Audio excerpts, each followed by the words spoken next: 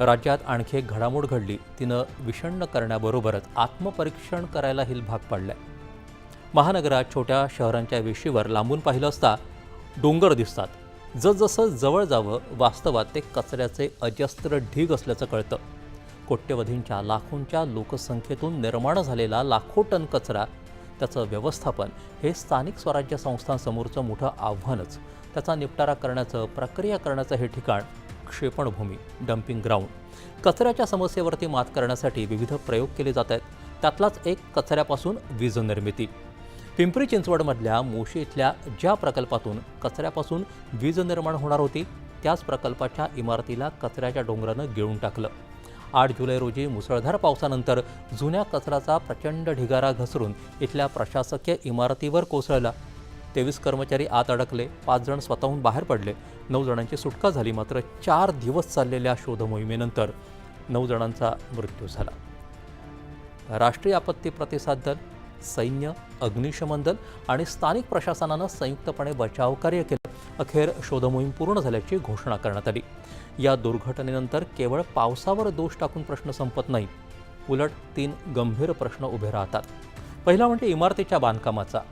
प्राथमिक माहितीनुसार इमारतीच्या बांधकाम परवानग्या आणि अतिरिक्त मजल्यांच्या मंजुरीबाबत प्रश्न उपस्थित झाले आहेत.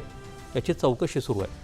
पूर्णत्वाचा दाखला देखील अत्यंत कमी कालावधीत मंजूर झाल्याबाबत प्रश्न उपस्थित झाले आहेत. दुसरा प्रश्न म्हणजे सुरक्षिततेचा. दुर्घटनेपूर्वी इमारतीला भेगा पडल्याचा दावा नातेवाईकांनी केलाय. त्यावर वेळेत कारवाई झाली का याची चौकशी अपेक्षित आहे. तिसरा प्रश्न थेट जबाबदारीचा. बचावकार्य पूर्ण झाल्यानंतर पिंपरी चिंचवड महापालिका आयुक्तांनी प्राथमिक चौकशी तातडीनं पूर्ण करण्याचे आणि संबंधित कंपनीविरुद्ध गुन्हा दाखल करण्याच्या प्रक्रियेला सुरुवात करण्याचे निर्देश दिले. दरम्यान या प्रकरणात प्रकल्प चालवणाऱ्या कंपनीच्या प्रकल्प प्रमुखाला पोलिसांनी अटक केली. न्यायालयानं त्याला 4 दिवसांची पोलीस कोठडी सुनावली आहे. मोर्शीची दुर्घटना ही एका इमारतीची दुर्घटना कथा नाही, ती शहरांच्या कचरा व्यवस्थापनाचं वास्तव समोर आणते. पिंपरी चिंचवडसारख्या वेगानं वाढणाऱ्या शहरात दररोज हजारो टन कचरा निर्माण होतो. जुन्या कचऱ्याचा डोंगर हटवायचा आणि नव्या कचऱ्याची विल्हेवाट लावायची ही दुहेरी कसरत सुरू असते. राज्यात आणि देशभरातही परिस्थिती वेगळी नाही आहे.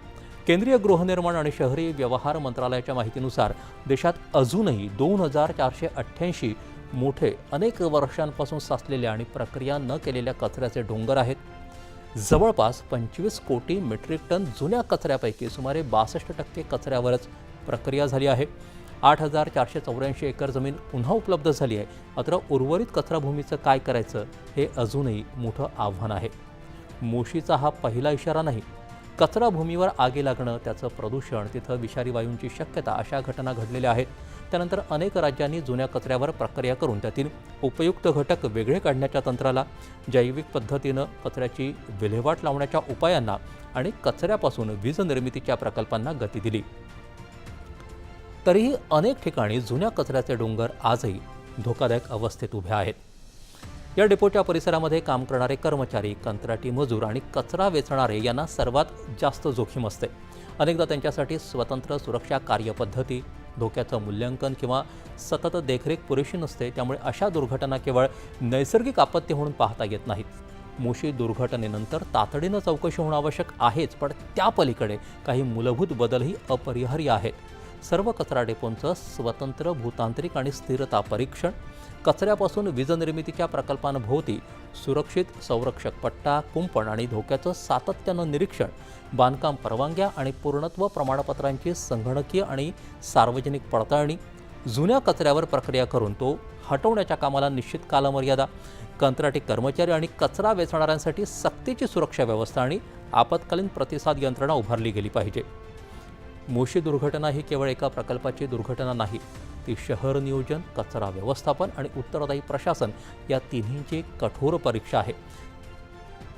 चौकशीमध्ये दोषी निश्चित होतील, मात्र अशा दुर्घटना पुन्हा घडू नयेत यासाठी शाश्वत उपाययोजना करणं हीच खरी जबाबदारी आहे. कारण कोणताही विकास माणसांच्या जीवापेक्षा मोठा असू शकत नाही.